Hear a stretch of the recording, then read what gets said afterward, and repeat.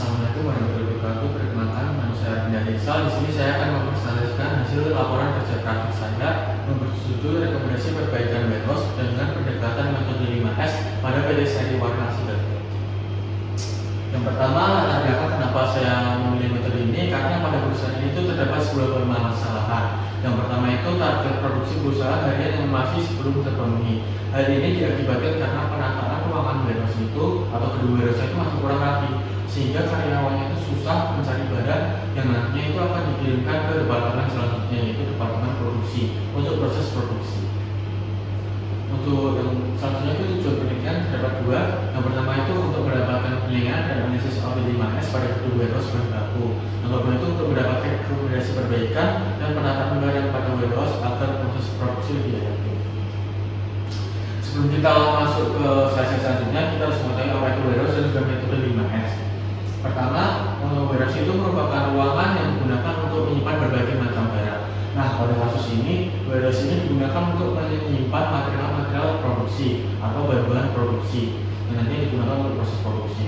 Kemudian untuk metode 5S ini merupakan metode untuk menciptakan lingkungan yang produktif, disiplin, bersih, dan efisien atau rapi.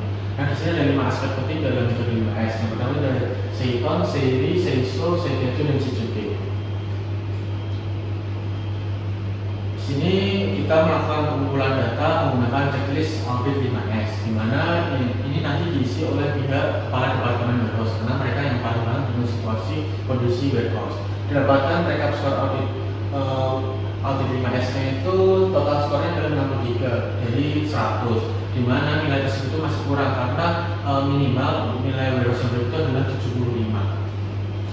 Oleh karena itu, dilakukan beberapa rekomendasi perbaikan menggunakan metode 5S. Yang pertama itu adalah aspek seri. Di sini dilakukan pengelompokan barang berdasarkan tingkat kepentingannya, yaitu penting, cukup penting, kurang, dan juga kurang penting. Selanjutnya pada aspek Seiton ini dilakukan pengelompokan barang lagi, tetapi ini berdasarkan jenisnya. Terdapat 8 jenis barang. Setelah itu, apabila barang-barang sudah dikelompokkan berdasarkan jenisnya, dilakukan perbaikan layout, di mana perbaikan layout ini itu menggunakan metode Activity Relationship Diagram atau ARC. Metode ini itu merupakan metode yang digunakan untuk merancang layout menggunakan hubungan dari derajat huruf dan juga angka. Di sini dapat dilihat keterangan derajat huruf dan juga angkanya. Nah, setelah itu di sini dapat dilihat hasil metode ARC-nya, kemudian dapat dilanjutkan membuat layout perbaikannya. Di sini dapat dilihat layout sebelum perbaikan dan sesudah perbaikan. Terdapat perbedaan di mana di sesudah perbaikan ini terdapat beberapa ruangan tambahan dan juga beberapa ruangan yang dipisah. Tujuannya itu untuk memisahkan barang-barang yang sekiranya tidak perlu didekatkan dan juga untuk menambah ruang agar nantinya itu tiap barang itu bisa tertata dengan rapi.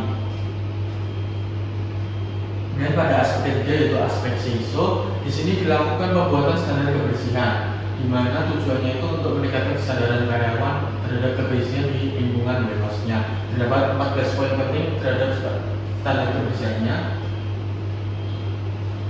Selanjutnya yang keempat itu ada aspek Seiketsu. Nah, di aspek Seiketsu ini dilakukan pembuatan inspeksi secara rutin sebelum pulang, di mana karyawannya itu wajib mengecek warehouse sebelum meninggalkan ruangannya, apakah gedung warehouse itu sudah tertata atau belum. Dan juga dilakukan pembuatan regu piket, di mana dibagi menjadi 4 wilayah dan masing-masing wilayah itu diisi oleh satu penanggung jawab yang wajib mengecek wilayah tersebut.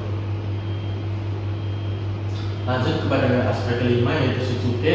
Di aspek kelima Shizuke itu yang pertama dibuat checklist pelaksanaan Seiso. Tujuannya untuk mengetahui apakah Seiso yang tadi sudah dibuat itu sudah dilakukan dengan baik atau belum, dan juga sebagai bahan evaluasi.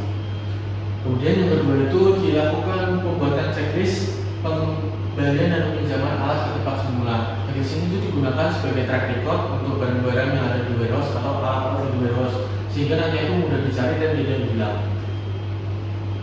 Kemudian selanjutnya yang ketiga itu dilakukan pembuatan form aktivitas kejadian saat melakukan pekerjaan. Di sini kejadian-kejadian yang ada di warehouse akan dicatat dan juga dijadikan sebagai bahan evaluasi. Nanti dihitung berapa kali kejadiannya. Nanti itu agar dijadikan evaluasi agar tidak terjadi kecelakaan yang sama terulang kembali.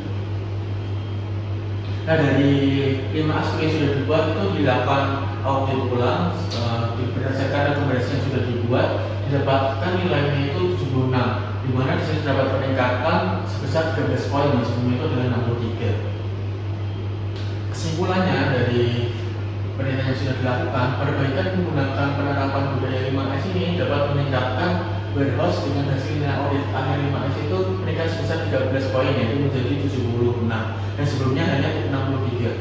Kemudian yang kedua, hasil perbaikan yang efektif dapat dilakukan dengan menggunakan metode ARC, di mana beberapa barang dikelompokkan dan didekatkan berdasarkan kepentingannya. Yang tadi itu dihasilkan 9 departemen berdasarkan layout barunya. Sekian presentasi dari saya. Apabila saya ada kesalahan, mohon maaf. Wassalamualaikum warahmatullahi wabarakatuh.